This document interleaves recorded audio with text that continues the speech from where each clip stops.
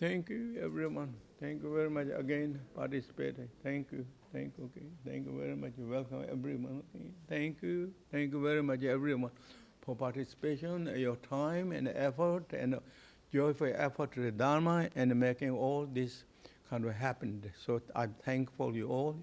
It is also very virtuous. It's Dharma. It's practice.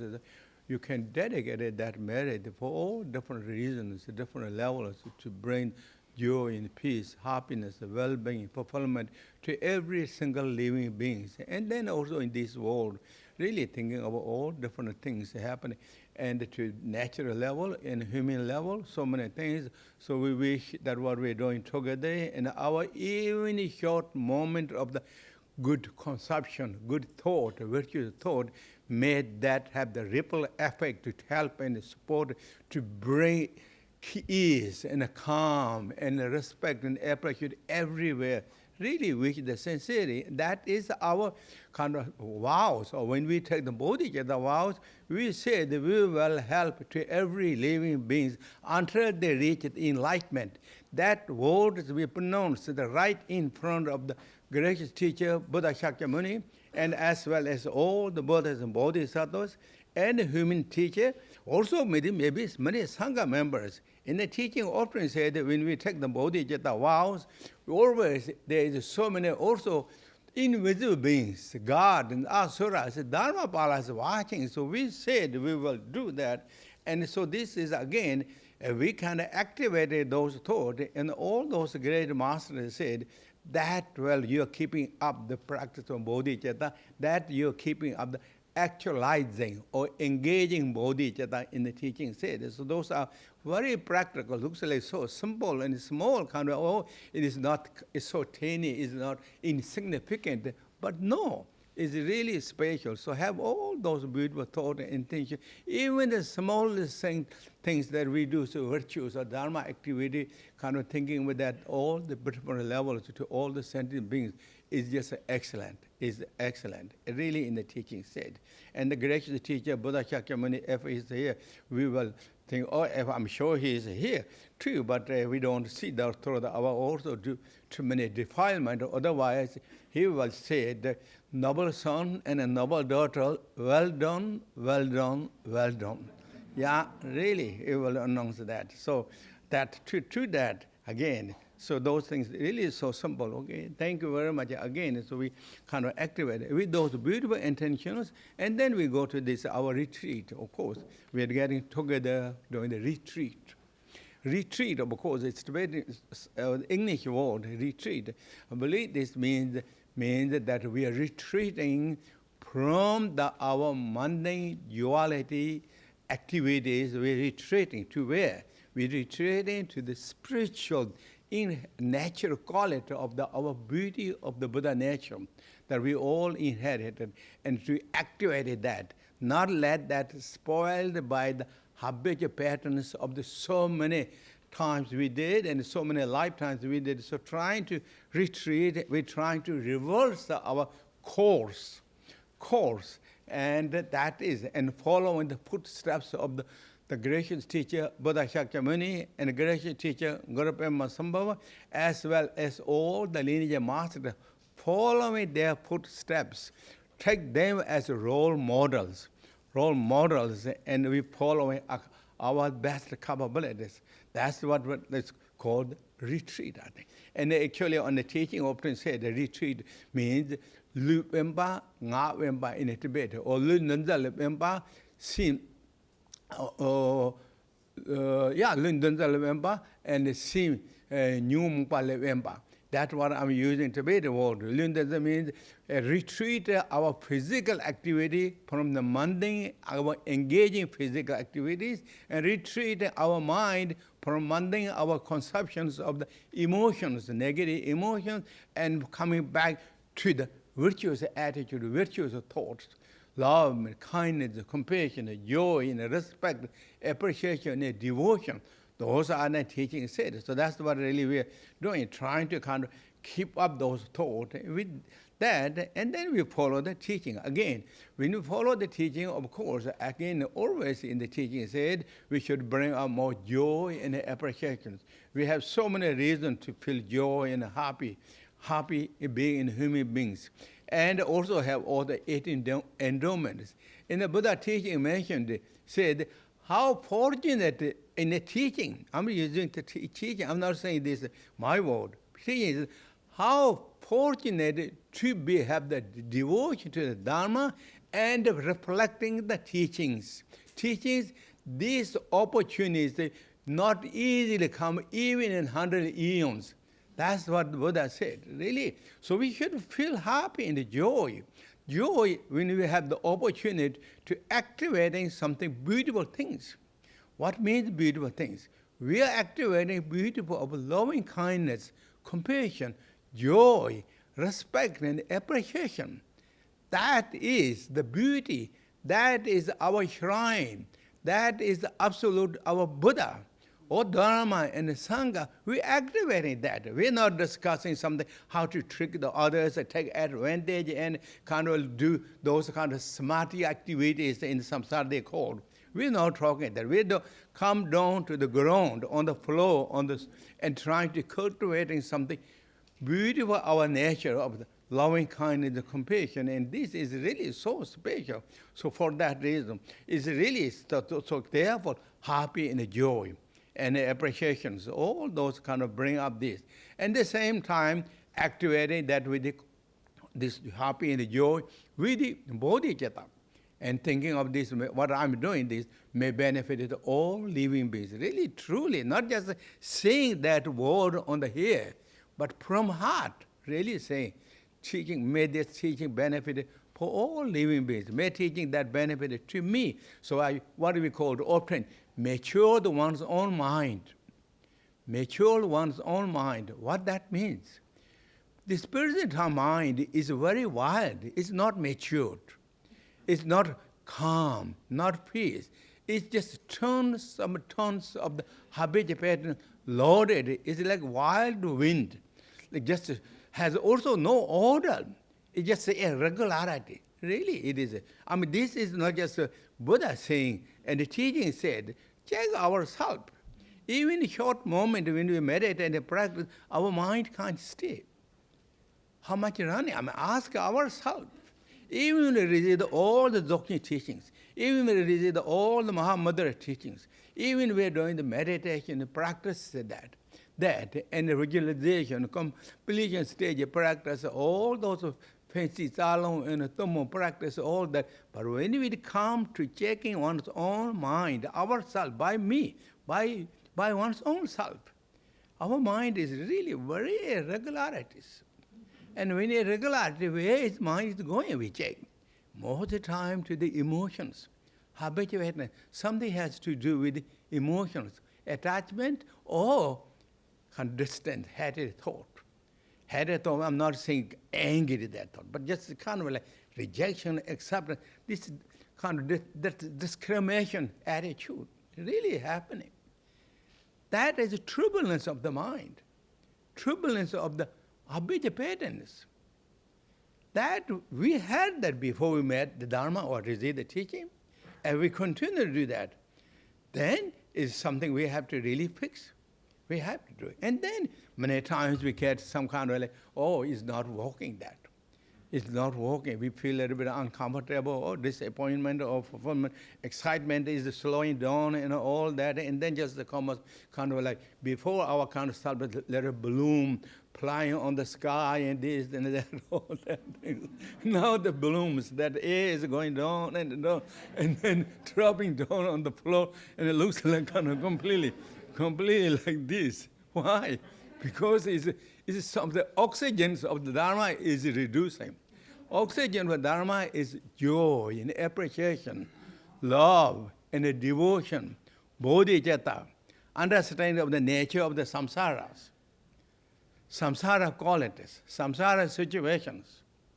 Really, then kind of we carry the force by our mundane world, but we always been. Carry the force, and our Dharma side has become like that. And then sometimes we, oh, it's not working, not working. kind of like started thinking of something is not working, but it surely is we're not doing the correct way. It works. 100% is guaranteed money back. No, I'm not saying that. I shouldn't say those. But it's guaranteed. Really, it works. All these practitioners, all this what we call great masters. They are not just came and born with great masters. They are practitioners. Read their life stories. Many of those translated. How their courage, commitment, loyalty to the Dharma, loyalty to the Buddha, loyalty to the Sangha, never complaining, never questioning that. Really, once they settled, their courage and commitment is so strong as like solid mountain. And the devotion and love is so vast and deep as sky and an ocean, infinite. And then the beauty of the nature of one's own true nature, the Dzogchen, absolute nature, shines brilliant as a sun and dispel all the darkness of the ignorance and habit pattern that fired up so many lifetimes. Is completely kind of disappearing. And they truly become then the hero, the great stars and warriors in the samsaras. Not warrior that defeated with anger and emotion and negative something. That not did by the love and the compassion, understand the nature of the mind, nature of this phenomenon. Then truly they become the most richest persons of all the wealth they got. The whole universe has become wealth, not just collecting and kind of like trying to get and with the emotion. The whole, what they in the teaching said, treasure door of the sky is open. Completely everything is really so powerful, so luxury, full of love, joy, contentment, and then realizations of this. That all happen this because this through the practice of the bodhicitta. And therefore it's kind of bring up really with more bodhicitta thought, joy and appreciation of bodhicitta. And then this time, of course, is the Dzogchen teachings. Dzogchen teaching is the Vajrayana teaching or the highest teaching of in the teaching mentioned, which is the highest teaching that Buddha ever gave or will give. There's nothing higher than the Dzogchen teachings in the teaching often mentioned, and as well as all those great masters or those religious beings have mentioned that. So we are following that. And the Dzogchen teaching is then seeing everything as a perfect three Vajra status, three Kaya status. All the forms are Nirmakayas, and all the sound systems are the Sambhokayas, and all the mind and spaces are the Dharmakaya status. The externally is that three-kaya state, inwardly in a three-kaya status. So that is really the realizations. That is what we're going to bring the realization. Reality level, all these three kayas is already here. According to the Dzogchen teaching, is not something that we have to go and get.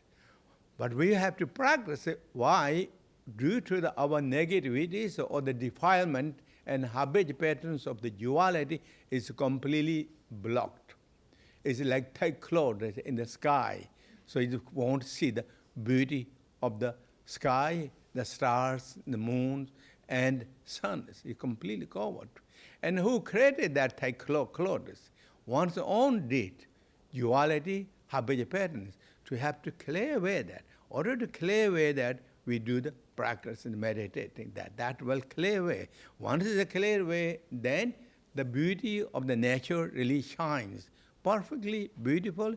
Everything is within that nature status or nature of the mind. So therefore, to open up those thoughts, open up that situation, then yes, even in the beginning time, we should start have more pure perceptions or purity understanding of the reality, the way things are, or where subjects are, where objects are. Really open with that role is leaning toward then to bring the full understanding of the nature.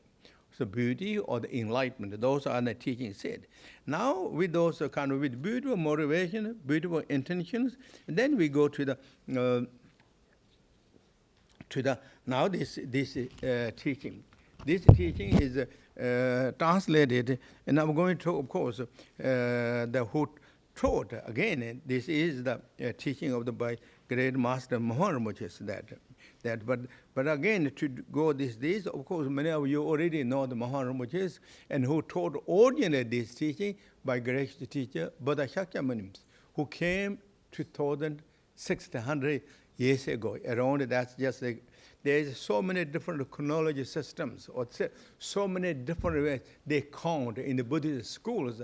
But modern time, kind of standardly, everybody is following that to about 2,500 or 600 years ago. But otherwise, there's even longer than that. That means over that period, the Buddha came in this world. So whatever.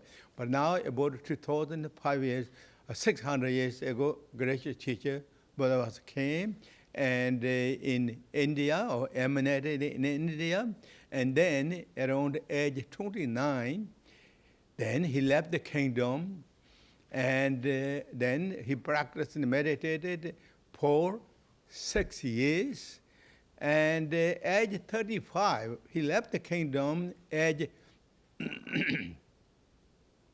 29, and got enlightenment, fully enlightenment that he demonstrated at age 35. So, and after that, 7 weeks after his enlightenment, he started tuning the wheel of Dharma. That's what often in the teaching mentioned. What that means, Buddha started giving the teachings, sharing the teaching to the others. 7 weeks after. First teaching is the teachings on the cause and the conditions and their relationships. Cause and the condition, and also, cause and the condition, effect, result, and their relationships. Their relationship is means, in the Buddhism, often said, Tinjin, reverence, Yumka, in the Tibetan world, and maybe you know, or otherwise, it is interdependent or origination or interconnected.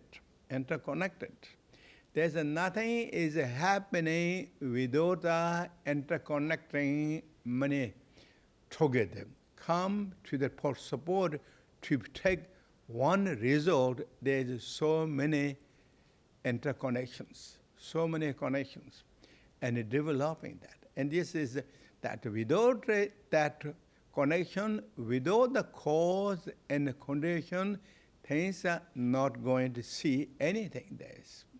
Where that all happening within the vastness of the emptiness status. All that happening. Therefore, since it's all happening on the emptiness, and through the interconnection of the cause and the conditions, and the things are developing magically, for those reasons, often in Buddhism said it's all magicals. It's all magicals.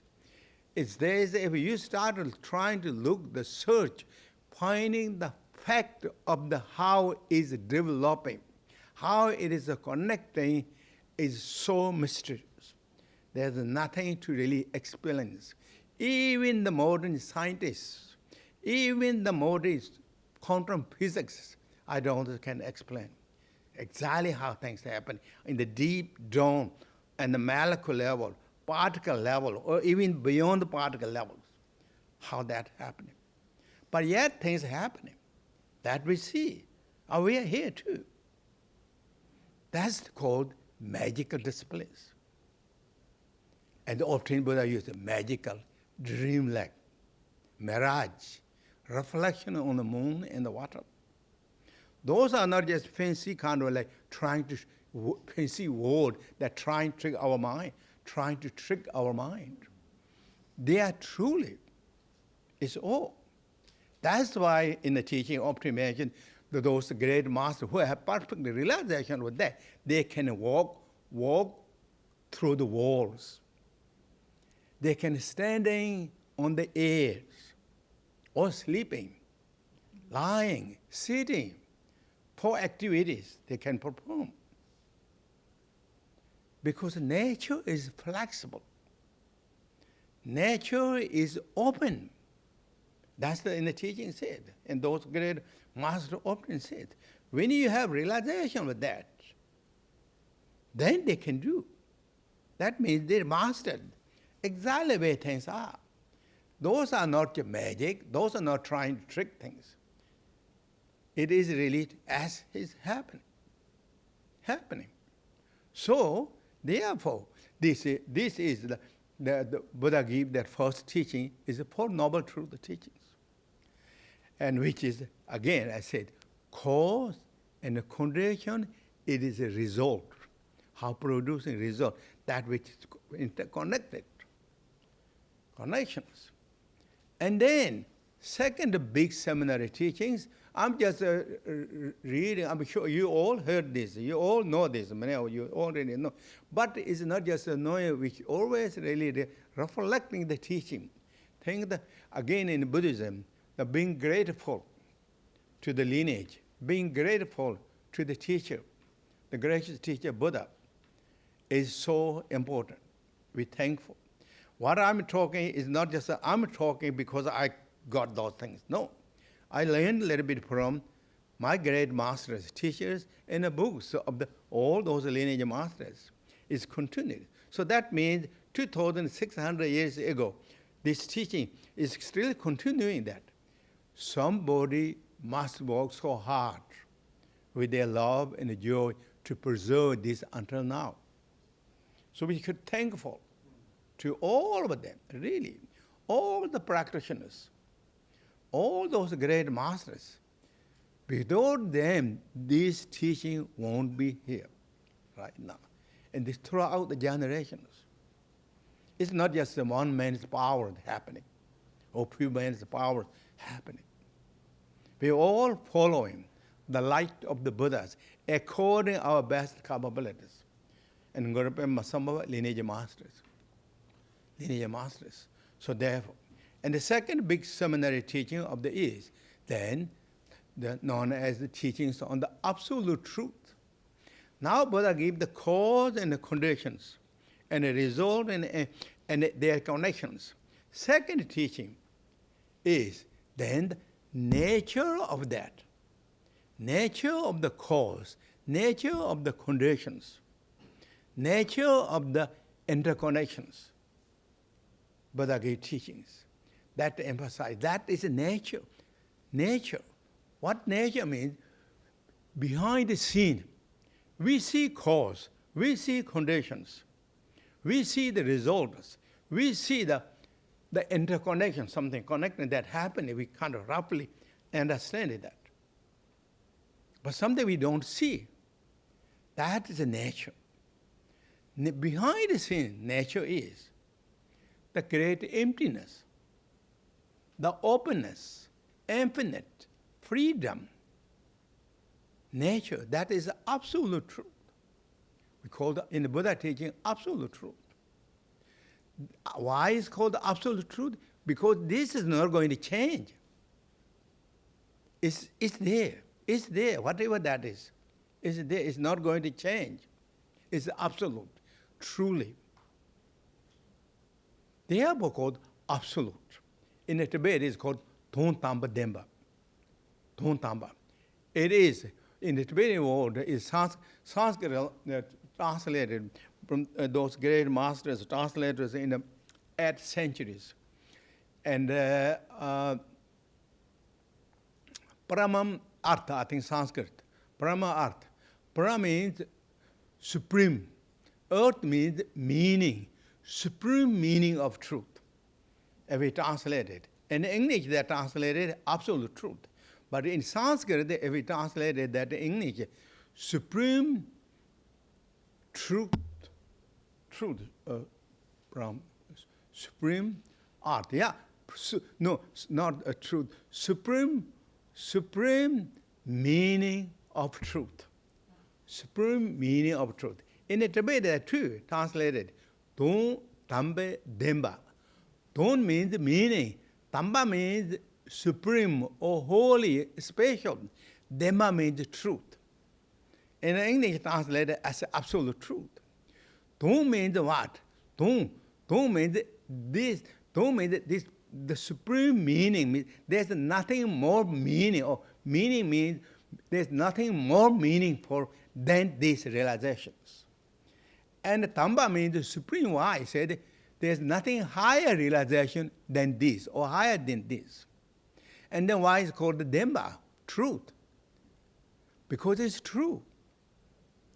For the realization level, maybe it's not true for the conception duality level, that. But when you got to understand the meaning of this nature, then it's true. How when we see that? According to Sutra teaching at post-Bhumi stages. Before that, according to Sutra level, we can understand that intellectually, through analytics, through analyzing, we can see. Those are just an analytic realization of the Supreme. But perfect when you see it, post-Bhumi. When in the Dzogchen teaching says, it's not going outskirt in the Dzogchen, going to your own mind, or our own mind. Not looking to the different phenomena. That means not looking the emptiness of the aggregates, not looking emptiness of the particular aggregates, such as form aggregates. Looking to one's own mind. When you look to one's own mind, immediately it really goes to the speechless status. Immediately, we think, where is my mind? And we don't have any answers. Each of us is speechless. That is the analytic realization of the emptiness. But then, in the teaching of the Dzogchen said, when you look to the mind, look to the mind, look to the looker. When you look to the looker, that moment, according to the great masters in the Dzogchen teaching said, that moment you experience, or you're getting realization of the for short time, for 1 second. But then it is a kind of window of light of the realization came short time, because powerful techniques explode, but then it's called by the duality again. So that is really like said, you see, that means in the teaching said, that moment, when you look to the lookers, that moment, subject and object are lost it, completely lost it. Where? The nature status. That is a glimpse of the true nature, the ultimate nature of the Rupa, Dzogchen status. But of course, in the Sutra teaching, Mahayana Sutra teaching, explaining externally, and poems and all that. And that for those reasons, and the Panjaparamata Sutra, such as Heart Sutras, larger Panjaparamata Sutra is 100,000 stanza teachings, and the short one is the condensed one is 25 stanzas of Panjaparamata teaching, which are often named as the Heart Sutras. And there we see Buddha is teaching, form is the emptiness. Immediately started from the form.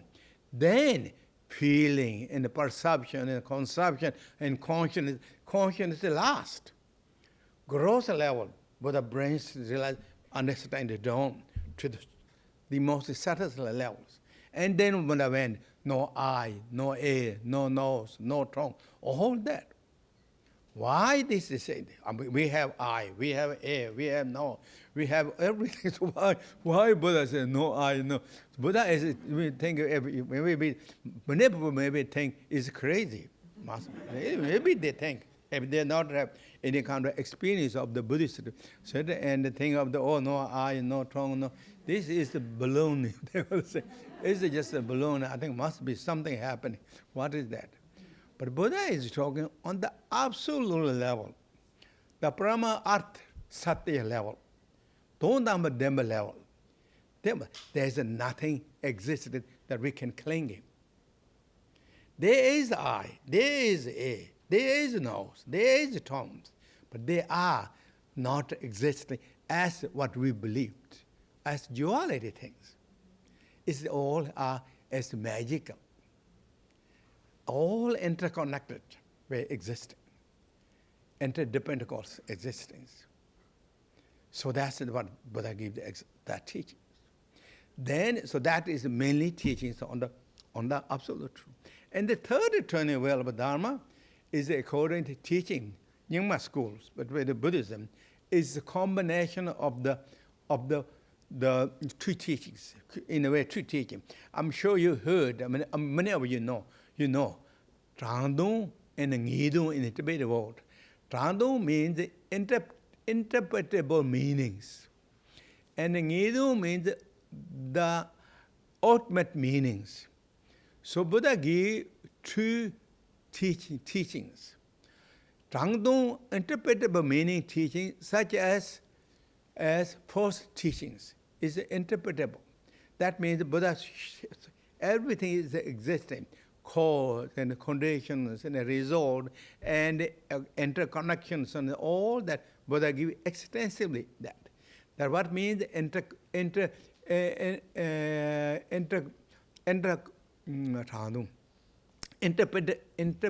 meanings. Trangdung is said because Buddha gave those teachings to assure us to the Dharma, assuring teachings. It's not that something that is the final teaching. It's assuring teaching, because we are so attached, so lean to these things. All are here in the world. Things here, we leaned.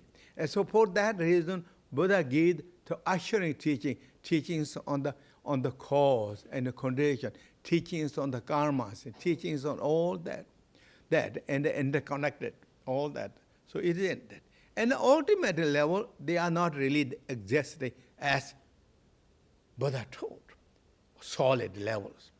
It's all magical existence.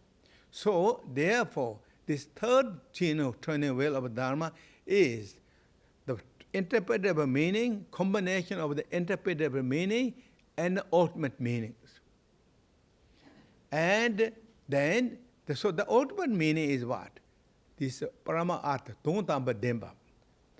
Dondamba Demba, when we talk Dondamba Demba, thinking of now Buddha went from the emptiness, the ultimate meaning, Parama Artha, Satya, or the Dondamba Demba, absolute level, and Buddha now coming to the third turning wheel of Dharma, Buddha coming to direct to the mind. Second, two teachings, again I'm thinking. Interpretable meaning teaching and ultimate teachings, or uninterpretable meaning, ultimate teachings. Ultimate teaching and interpretable meaning teaching. The ultimate meaning of the teaching is then Buddha gives the teachings on the nature of the mind. How is the nature of the mind? In the first turning wheel of Dharma, Buddha explained it's all empty. All empty. Is it true? When we can see, glimpse ourselves, when we do the analytic ways, or we ask where is our mind, I say the alien, you know too. We can't say anything. Speechless. It's empty, or there's nothing we can explain. But that emptiness is not blank emptiness, not negation emptiness. That is fullness. Empty is fullness, completely full.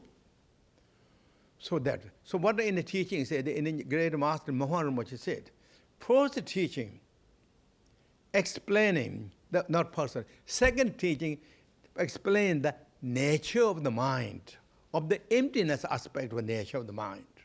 Explaining all is empty.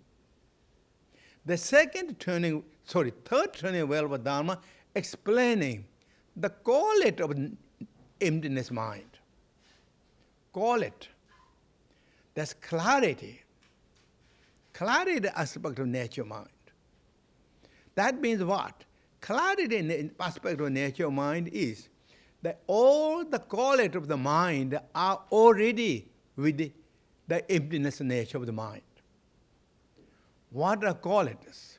Love, compassion, wisdom, understanding, knowledge.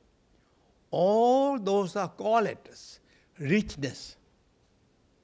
And those are just the simple ones I'm talking about. The higher ones, all the 5 kayas, 5 wisdoms are already in the emptiness nature of the mind. That is known as in a third turning well of Dharma, Buddha's teaching, Tathagata Garbha, that you heard, I heard. Nature of the Buddha. Nature of Buddha is, natural level is empty. There's nothing to hold. Yet, quality, richness level is full kayas and wisdoms. Dharmakaya, Sambhokaya, Nirmakaya, all there.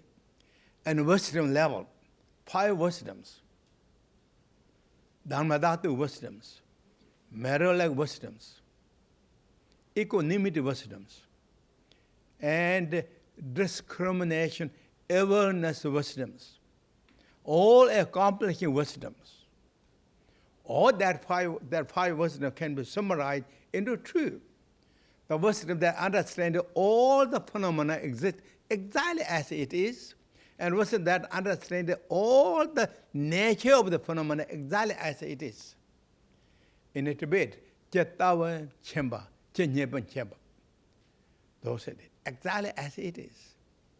The knowledge and wisdom of the Buddha has no shortages, no blockages. No blockage by the time and the space. It's beyond. Nature is open. That explaining the third turning well of Dharma. That is not just only kind of reserved by the certain group of the peoples. The gracious teacher announced with the lines roles that every single living being have that Buddha nature. No one is missing or lack of that nature. So that means we all have that nature. Everyone.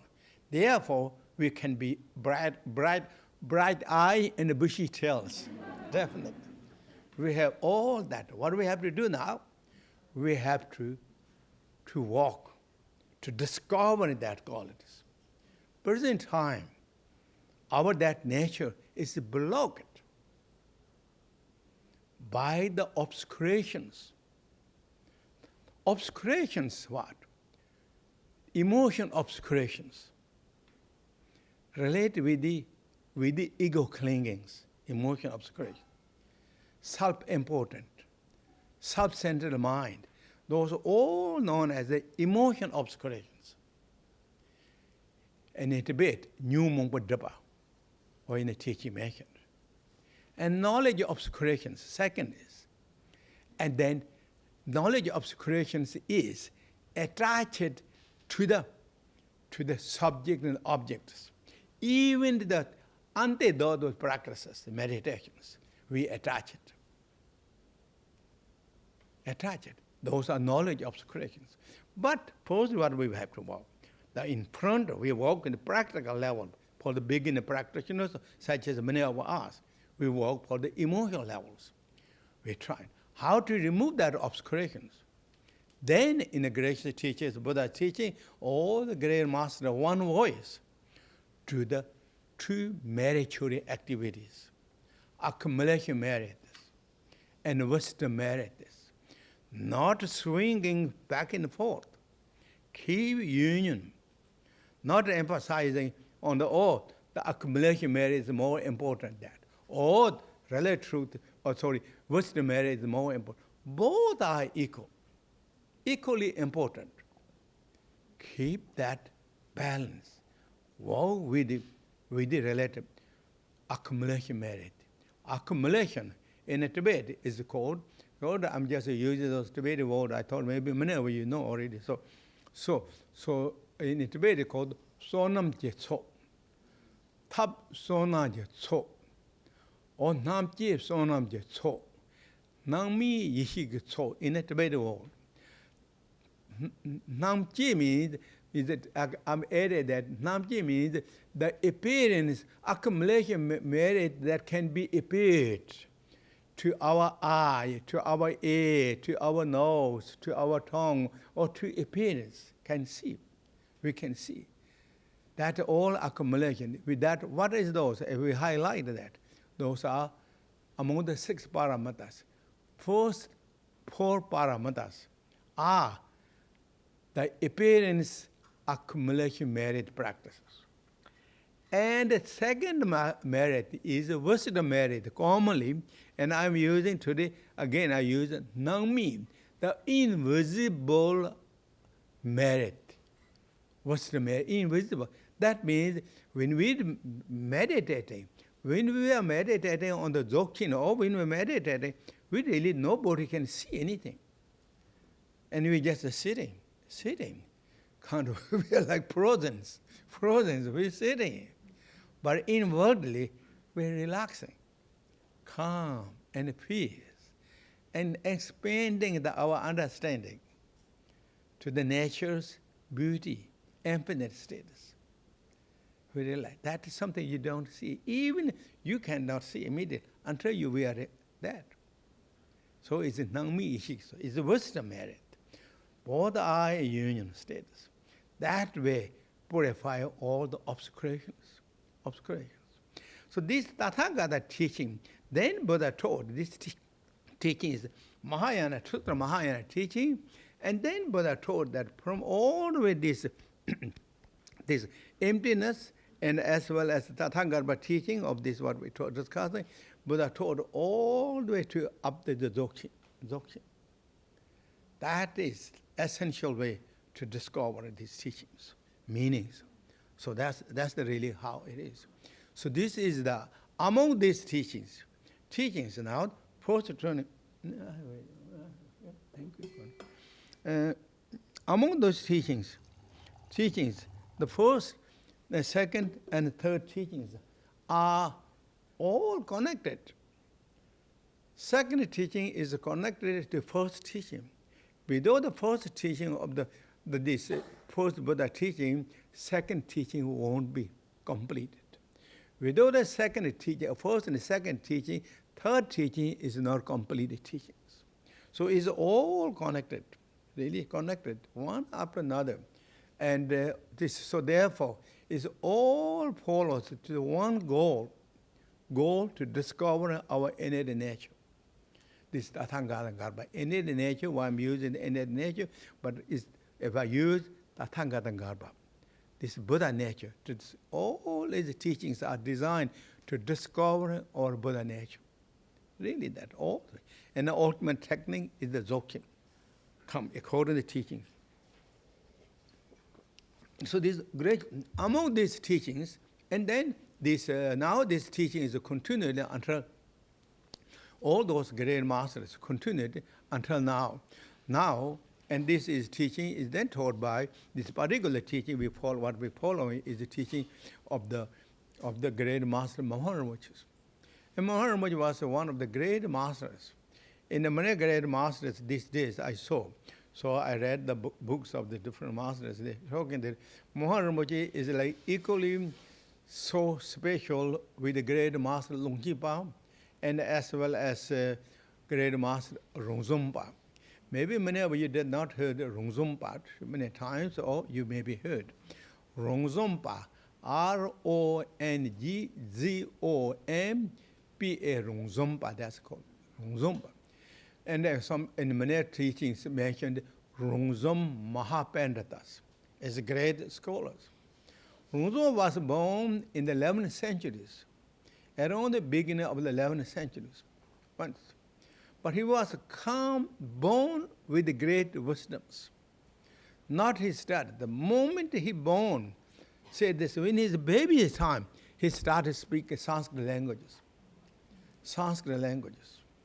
And mothers, I don't understand why what he's talking, strange things. He must be something wrong, or maybe many villages things, or maybe it's some kind of, he has influenced by the local spirit.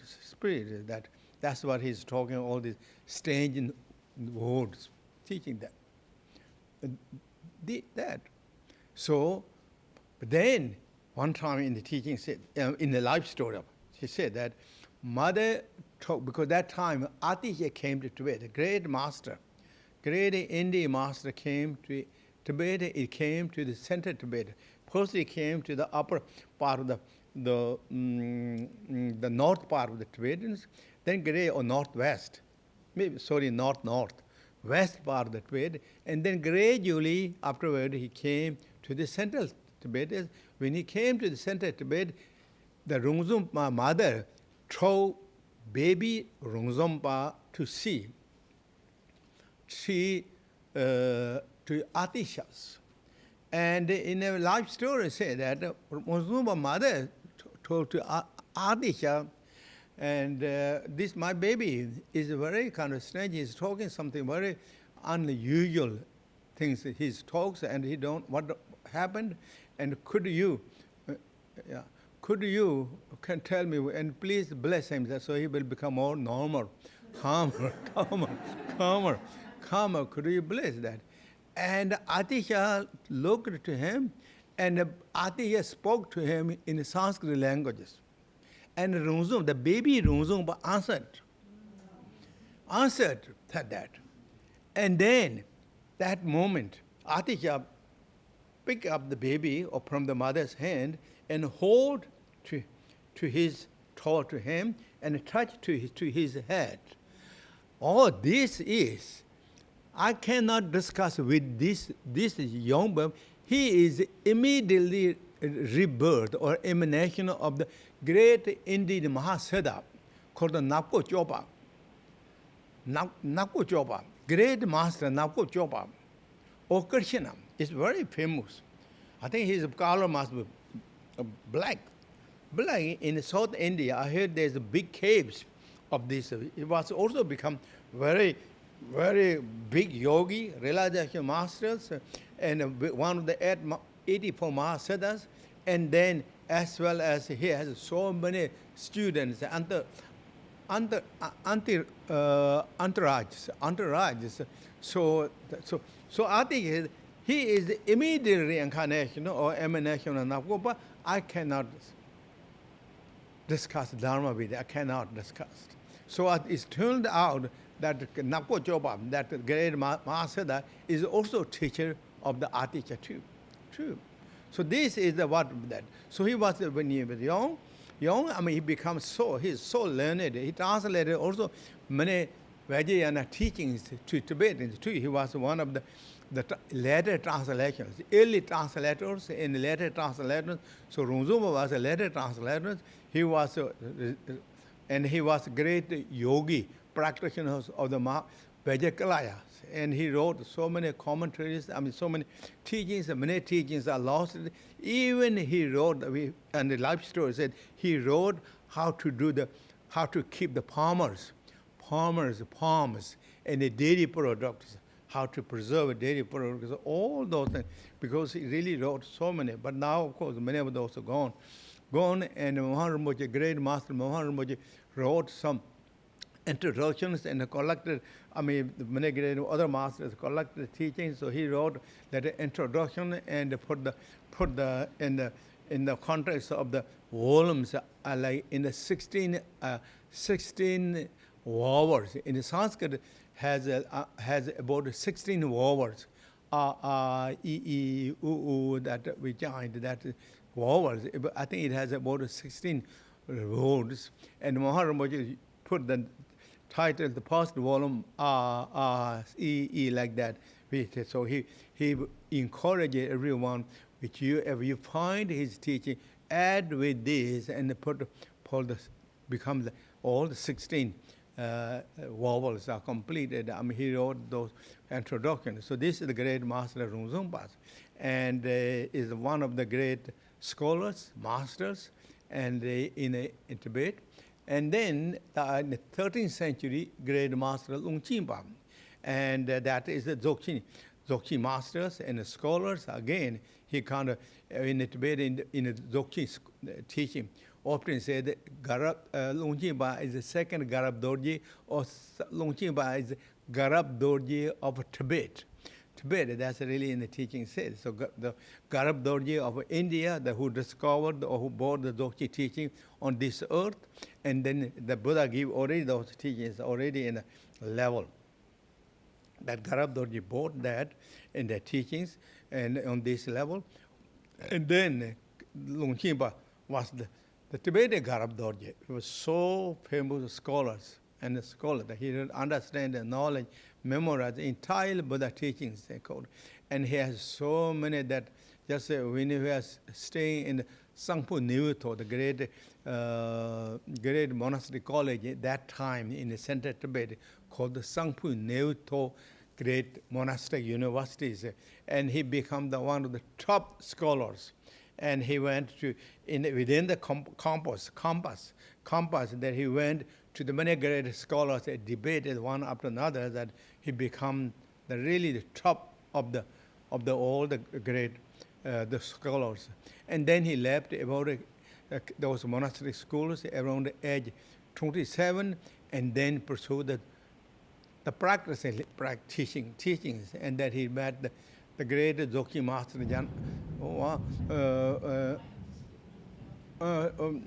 met the great Dzogchen master, the Kumaranza, and so it is either all the teachings, and the Longchenpa stayed according to teaching with the Kumaranza about 6 years. Started and resided Dzogchen teachings, the mind section of Dzogchen teaching, space section of Dzogchen teachings, and the Pith instruction sections of Dzogchen teachings. He resided all that. According to the teaching or the life story, Lungchenpa's family was poor and he was quite poor. And so at the end of those all the teachings, then Lungchenpa said, I don't have any offering to big material things, but I will put this into the practices, and that is my offering to you, Kumaranza. So that is his meditative practice. Actually, in the teaching said, while he is sitting with the Kumaranza, he already practicing that, not just receiving teaching, but he is practicing that. He got such high realization of the Dzogchen level. Then we left that, and he practiced it for over 3 years, and very, very ascetic ways in the country Thokar, in the central Tibet. Again, very famous pilgrimage spot. He practiced 3 years, and then he reached to the ultimate level of the Dzogchen status. He completed all the 4 vision stages. Dzogchen is in the Namgyem Tarsamba, Chunyi Ngonsam, Nyamne Kumpar, Rakpa Tsepi, and Chunyi Sesar. Those 4 stages in the Dzogchen teaching said, of course, many of you already know those. First is called Chunyi Ngonsam stages. Seeing true nature exactly as it is on the direct perception state, not intellectuals, seeing the direct perceptions. And the second realization, and expanding the realizations. Expanding realizations. Third is reaching the peak of the awareness. Peak of the awareness. And then Chunyi Sesa, all phenomena are exalted, all phenomena are transcendent. And the many teachings said, first 2 stages are realization of, if we put that in the context of the 3 kayas, Nirmakaya, Sambhokaya, and the Dharmakaya. If we put these 4 visions of Dzogchens in these 3 kaya states, first 2, Chunyi Ngonsam, seeing true nature and exactly on the direct perception status, as well as expanding the vision, is experience of the, or realization of the Nirmakaya Buddhas. And the third one, reaching the peak of the awareness, that is the realization of the Sambhokayas. And the exhorting or the finishing all the phenomena conceptions, that is Dharmakaya realization. Those are teachers. So Longchenpa completed everything. He became the one of the great Dzogchen masters that knows all the Dzogchen teachings. Or in the Dzogchen teaching, opening said 164,000 of Dzogchen Tantras. He knew all that. Really, he knew all that. And then he, the academic level, knowledge level, he knew all those things. Not just the knowledge, but he got the realization. 3 kayas within his life achieved. Therefore, Longchenpa became then second Garab Dorji or Garab Dorji of Tibet in the teaching set. And he wrote all those teachings that his realization expressed to order to benefit for the followers of the practitioners, bring clear understanding, general meaning of the Buddha teaching, and particularly Dzogchen teachings. All those 7 treasures. And there's so many, Ngarso Korsam, Randra Korsam, and Munsal Korsam, one after another, really all that. And somehow most of those teachings are preserved now. We still have that, particularly because it's so exploring the heart meaning of the Dzogchen teaching. So many great practitioners, Dzogchen practitioners, kept that dearly to their heart and practiced, meditated. Therefore, for these teachings are very valuable. So it's very famous, so famous. And now there's Mipham Rinpoche, many great masters, I said earlier, read the books.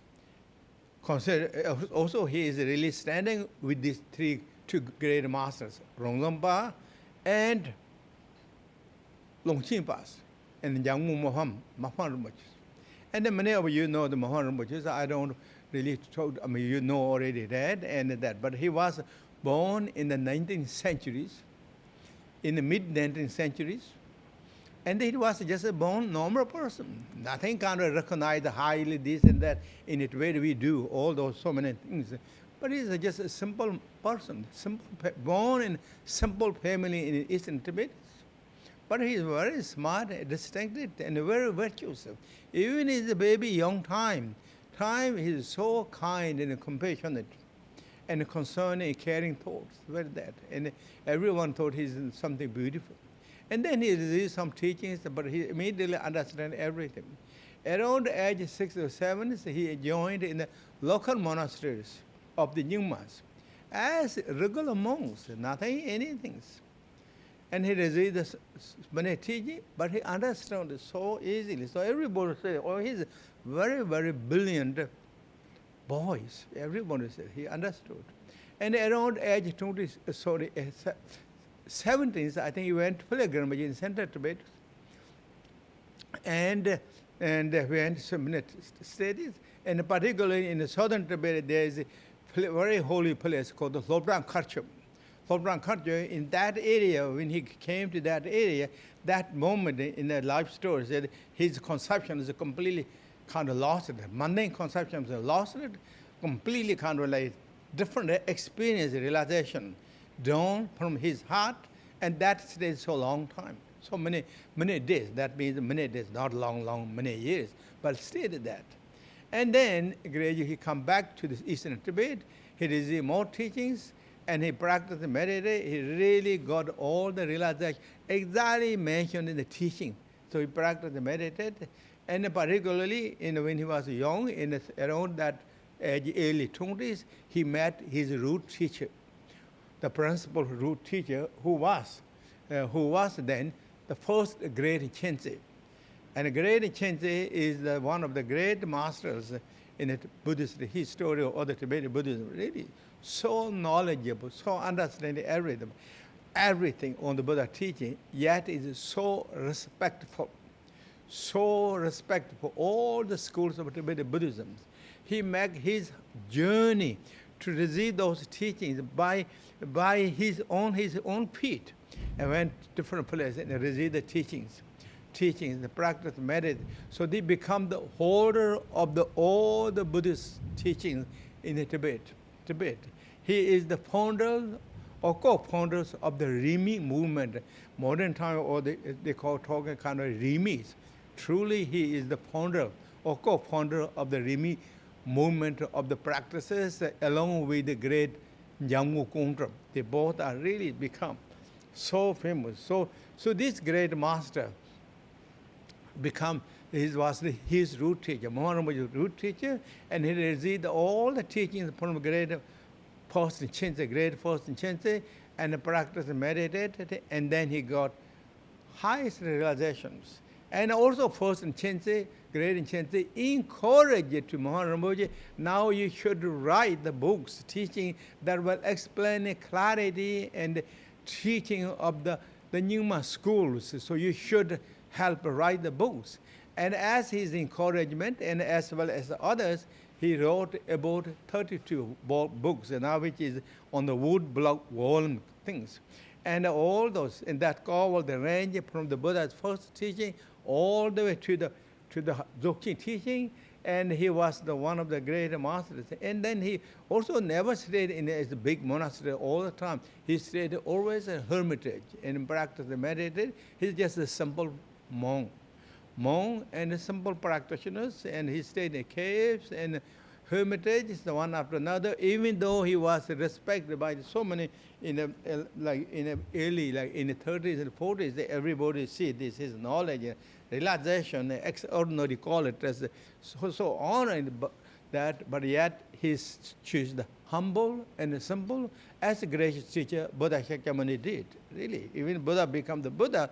Buddha is a humble and a simple, and he joined with it all the monks and the nuns, and go with the lunch with them, and coming back that same way. Buddha released that. So this great master did, and this is his teachings. His teaching, one of them is teachings. So I just choose this again.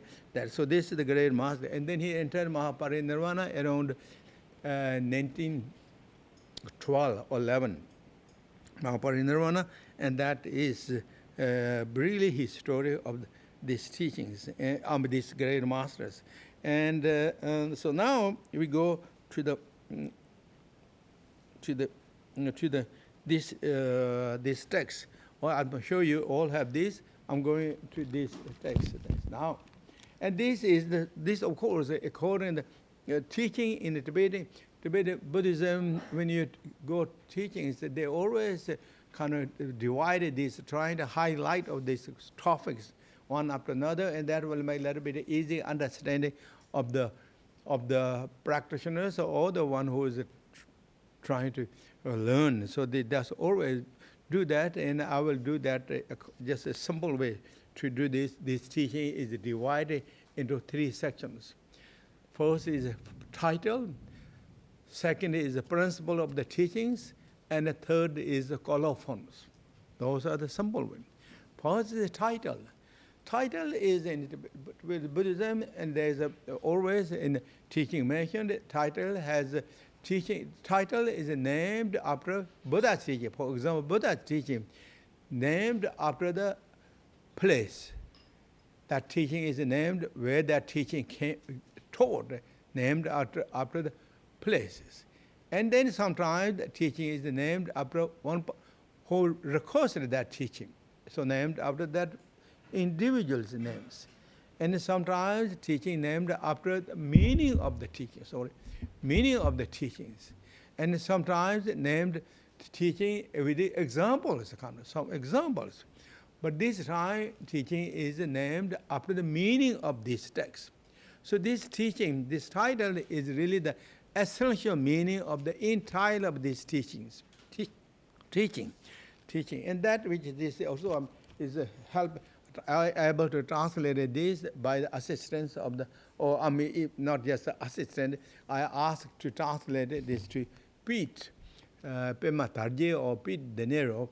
De Niro, he translated, help me translate this. So it's already translated, and now in that his translations here said, in Tibet it's called Simni Shardam Sangye Laktar Yoga.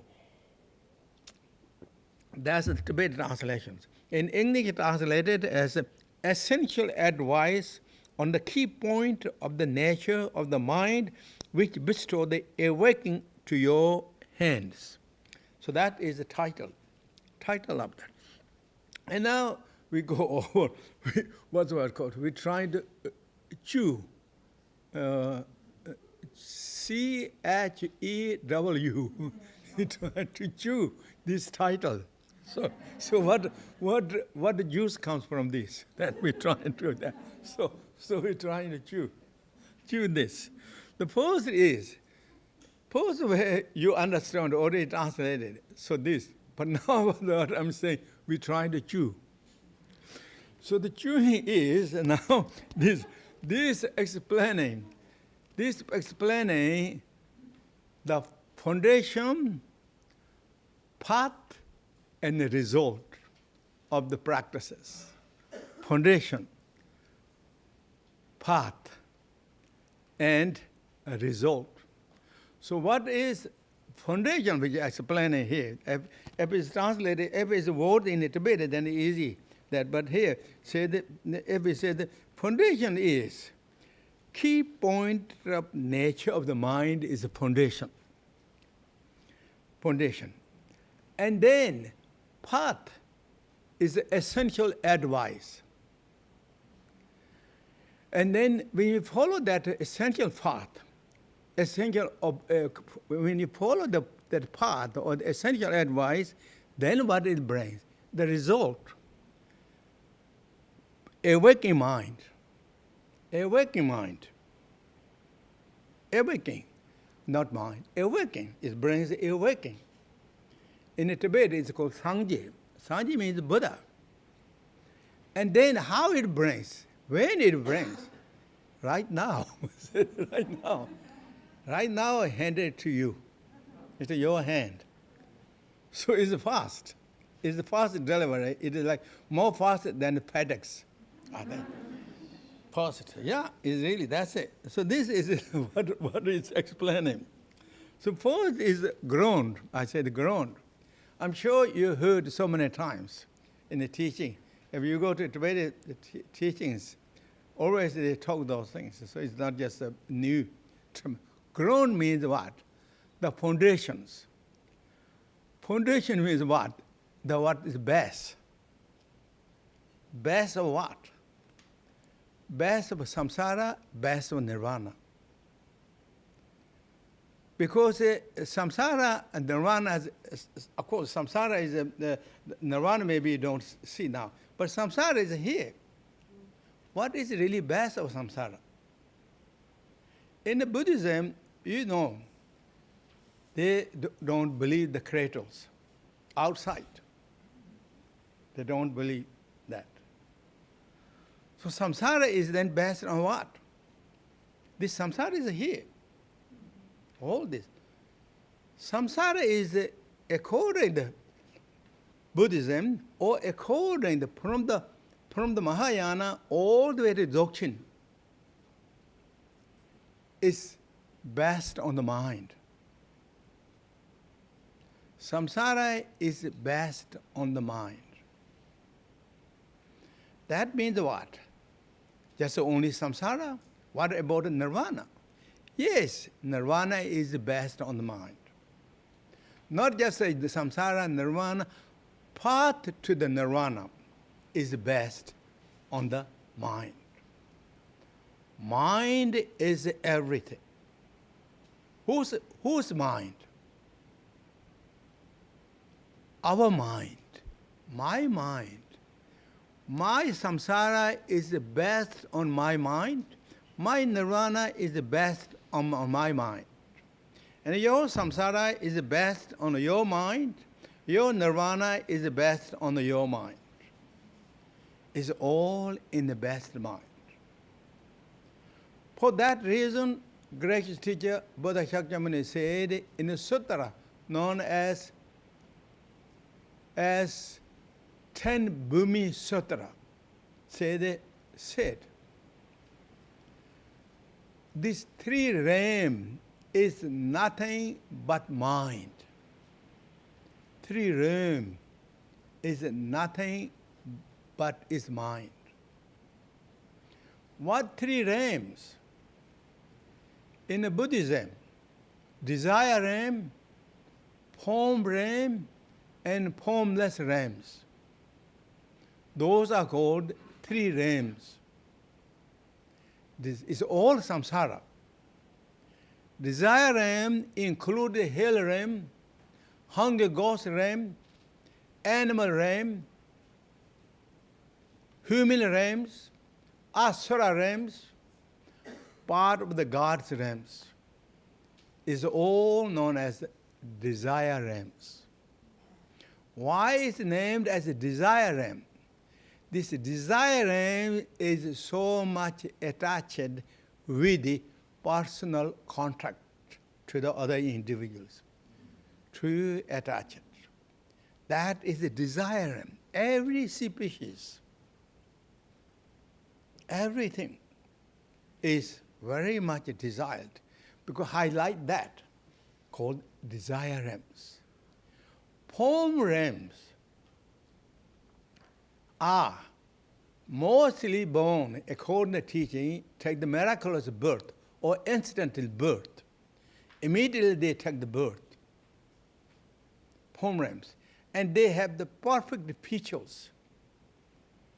Perfect feature and perfect beautiful body. Therefore, it is named as form realms. Formless realm has no forms. Is all mental forms, no gross forms, all mental.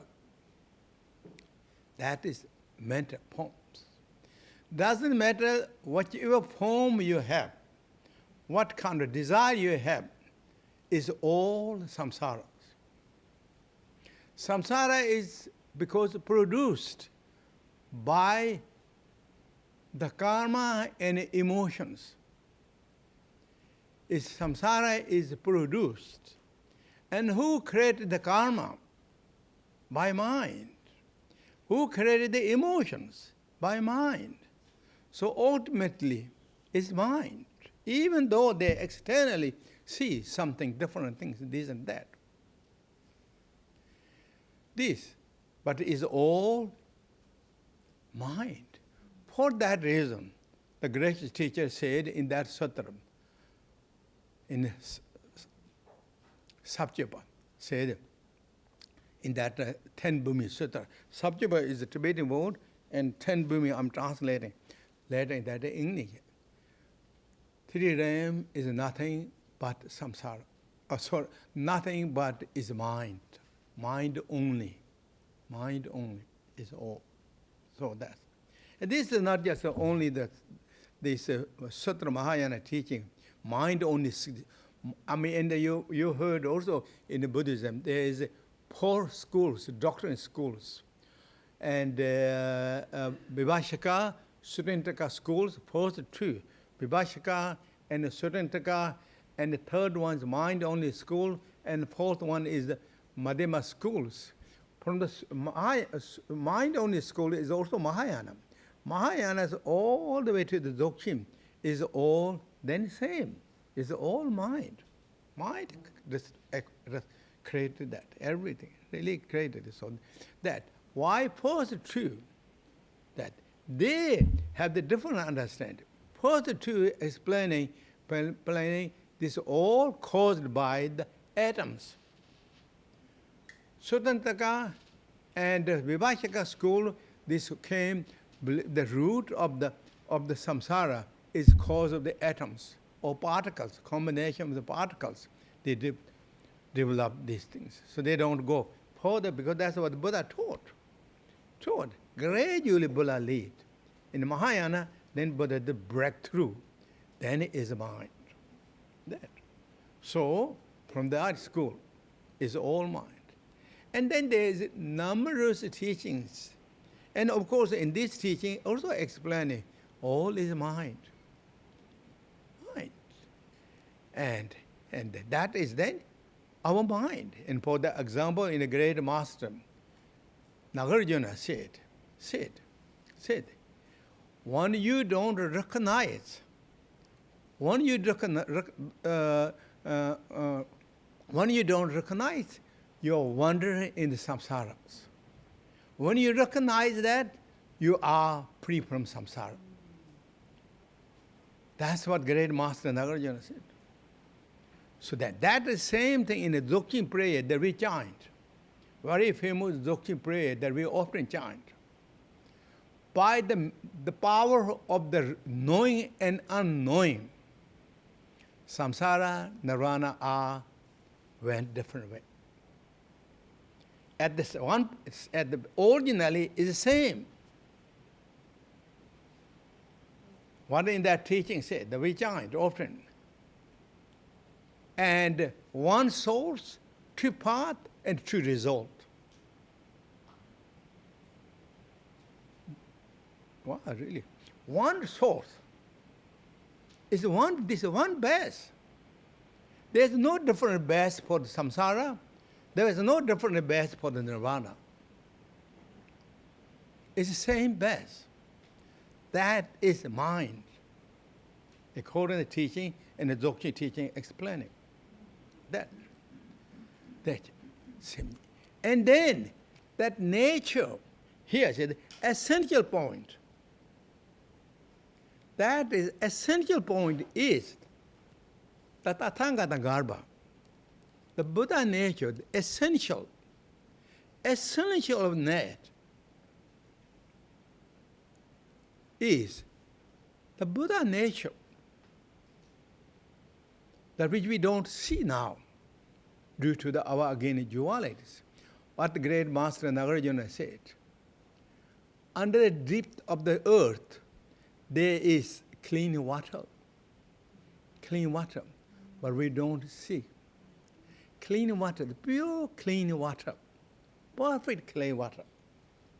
But under the depth of these negative emotions, we don't see the purity of this, our beauty.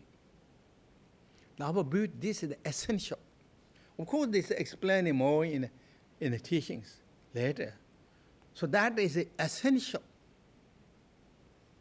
How now to discover that essential?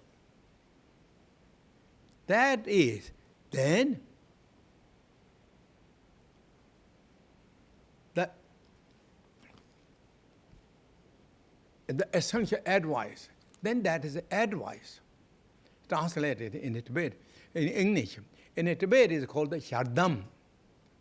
Shardam means oral instructions. That also indicates this instruction is not just made up by recently. It's oral. It came from Buddha, great teacher from Buddha. Then all the masters, Guru Padmasambhava, then all those masters, Sri Mipham Rinpoche. It's a continuation. Many times in the Nyingma school, they used to say the stainless golden chain. Stainless golden chain. Why they use that golden chain? Because everyone has perfect motivations, joy, respect, and appreciation, courage, and commitment, and diligence, really. And preserving the lineage teaching, not diluting these and that things. Those are called diluted lineage, diluted. But teaching of the Nyingma schools, or all the Buddhist schools, is stainless, really continuation. And when you preserve that to your heart, keep that up, then it illuminates it. It brings up the light. Light of love, light of compassion, light of the humble, and light of the humiliation. Down to the earth, not hovering. Hovering. and adding different things, this and that, all these things, it's diluted. It won't go any further. Even though it's a little bit kind of like satisfying for the short time, for the intellectual thoughts, but reality is not going to bring further down results. When you follow with the lineage instructions, with the joy and the devotions, with the courage and the commitment, being loyalty to the teachings and practices, the true beauty, true result, true accomplishment really will come without any doubt and hesitations. This also, or this oral advice, also means in Nyingma Buddhism, you all know that there's 3 lineages: mind to the mind transmission lineage, and the symbolic transmission lineage, yes, and the oral transmission lineage. First 2 are concluded in the 3rd lineages. Blessings of the mind to mind transmission lineage and the symbolic transmission lineage all included the oral transmission lineage. This. And what is the oral transmission lineage or transmission? What is the oral instructions? Oral instructions or advice on the view, V-E-I-W, instructions on the view, instructions on the meditation, instructions on the, or advice on the conduct. Those follows one after another, all connected. Meditation is connected to the view, or based on the view. Conduct is based on the view and the meditation. Follows that. What is the view? Explaining, going to explain in this teaching so many times, so I won't talk. And what is meditation? Meditation in the Dzogchen teaching is Kada Tukchu and London Thoga. Tukchu meditation and Thoga meditation. This teaching is more emphasizing on the Tukchu meditations. Conduct means how you keep up the practices, lineage teaching or these lineage teachings. That is the conduct. Conduct is so important in the teaching set, and all the great masters said. Conduct will boost our realizations. If we don't keep the conduct, it will jeopardize the realization and achievements. Conduct. There is many conducts in Vajrayana teaching, often mentioned. Those are known as the thoughtful conduct and the Torgyugi Choba. In the Tibet, it says, Payu Tolna, Payu Choba, Tamla Torgyugi Choba. 2 conducts. Payu Choba means thoughtful, or headfulness, I think, or consciousness, I think. Conduct of consciousness, or headfulness. Second conduct is Torgyugi Choba, which is a Tibetan word, and I saw the translators, those famous translators of this time, English translators, they translated yogic conducts. Second is the yogic conducts. Yogic conducts. But among these 2, or that if we divided that more in the Buddha teaching said, there is 5 conducts. The ordinary beginner conducts, yogi conduct, great yogi conducts, and the Mahasiddha conductors, and Buddha conductors. Those are the 5 conductors. 5 conductors. So, the first one, beginner practitioner or the general conductor, is then the conduct of the consciousness, or conduct of headful, right? H-E-E-D. H-E-E-D. Heeding. Yeah, heeding. I saw the heeding conduct. Heedfulness. So this is 5 conducts. The first conduct is for the beginner practice, average practice is so important to keep the just basic good conduct with mindfulness. For example, all the Vinaya teachings is helpful teaching, heeds for or consciousness teaching. Teaching all the conduct really has. That is, if I say simple way, is conduct of the mindfulness, is conduct of the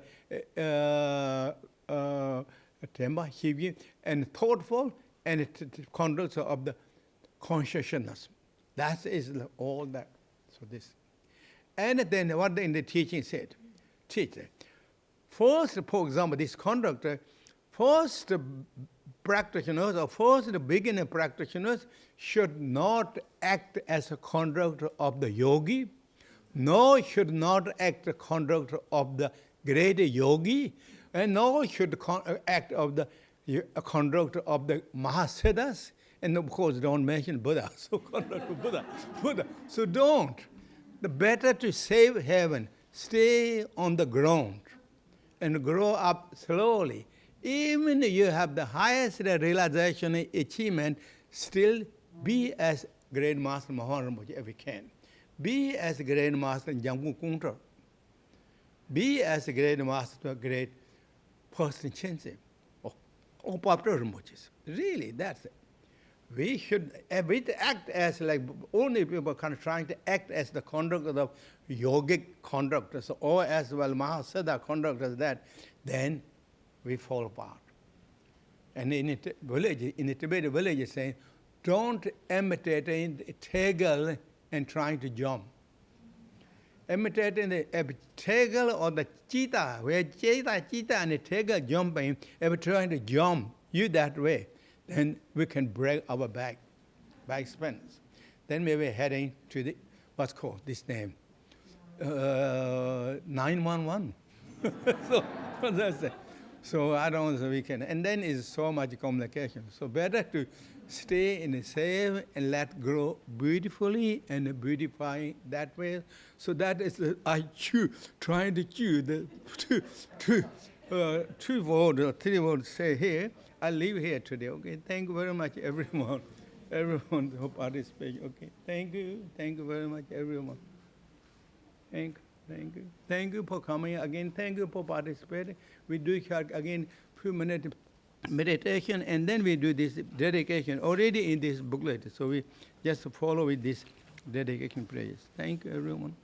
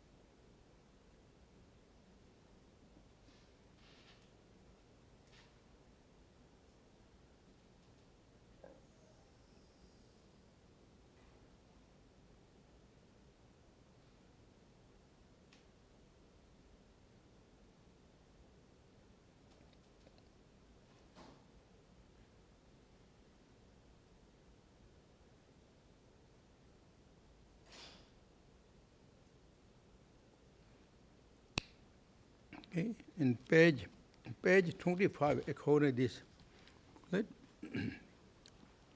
Or 24. Oh, sorry. I'm sorry. 23, page 23.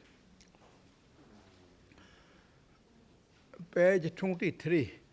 Namo Guru Orjin Sanje Nyingma Rukpa Ande Dunjun Sanje Pema Yebamjo Larien Durza Gonda Mirzon De Unkolo Samji Nandra Dembara Yo Kanre Rave Korve Jangansu Penda Dewa Amali Jungwene Chire Zuwa Tenze Jamzo Ye Shabe Karje Parata Tenjora Je Gonjo Tason Dirje Kundi Pa Wanda Renzi Pime Sanaichi Tenzi Shi Adurje Kote Tende Tonje Tar Sembara Sho Om Sote Benzayanda Chosam Zasam Jedi Pema Amjoy Yene Sonde Tuji Tuzinje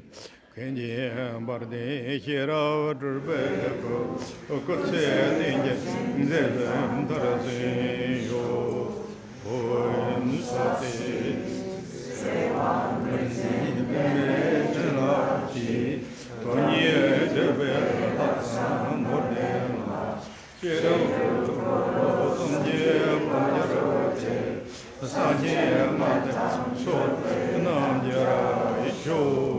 by this merit, may all nations may defeat the enemy of wrongdoing, from the stormy waves of earth, old age, sickness, and death, from the ocean of samsara, may I free all beings, and the sole source of benefit and happiness.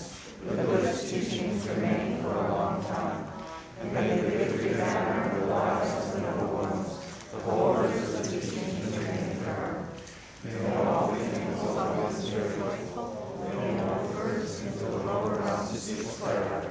May the wishes of all the bodhisattvas and all the lumis swiftly reach fruition. At this very moment, for the peoples and nations of the earth, may not even the names disease, famine, war, and suffering be heard, but rather may pure conduct, merit, wealth, and prosperity increase, and may supreme good fortune and well-being always arise. The precious bodhicitta in those who have it may be generated, and those who have it may never diminish, but always continue increasing. May the great tradition of Khenpo Bodhicitta, Lopam Padmasambhava, and Nyingma and Dzogchen increase and spread throughout the three-realm world. May the appearance of the individuals in the mind streams of beings remain inseparable and bring sublime well-being throughout the three times. Deity, mind, Jamyang are the nature of success found in awareness. The pervasive Kaya and wisdom displayed by the Buddhas make practitioners of the profound and secret great perfection. They may be inseparable from the innermost one-taste awareness of wisdom.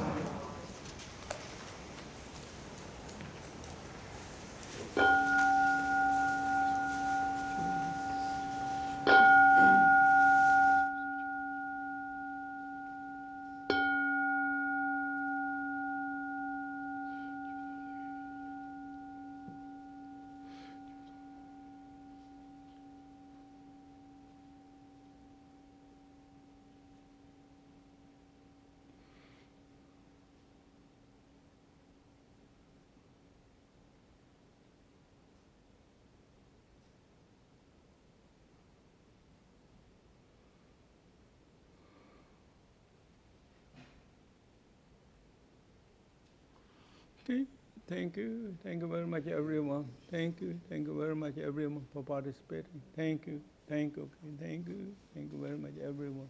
Thank you very much, everyone. Thank you. Then see you. On Monday. See you on Monday, and tomorrow we won't have the Zoom because I'm going to do the empowerment of the great wisdom recognition. So kind of. I feel so hesitant to do that on the Zoom. And plus, even the teaching itself, really, also I can feel that, but there's a technology, and so many people, you're already practitioners.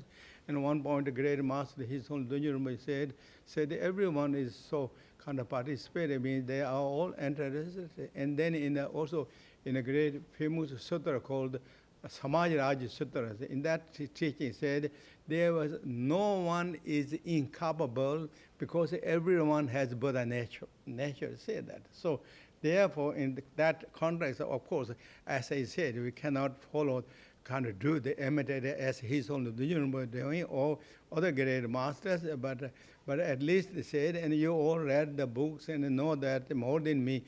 So I thought maybe it's okay trying to do this through the Zoom. The teaching itself, the empowerment is more kind of connected with ritual and all that, and so then I kind of always hesitated, so that we won't do that tomorrow, and then we'll see you again on the Monday. And thank you very much again to participate, everyone. Okay, thank you again, thank you.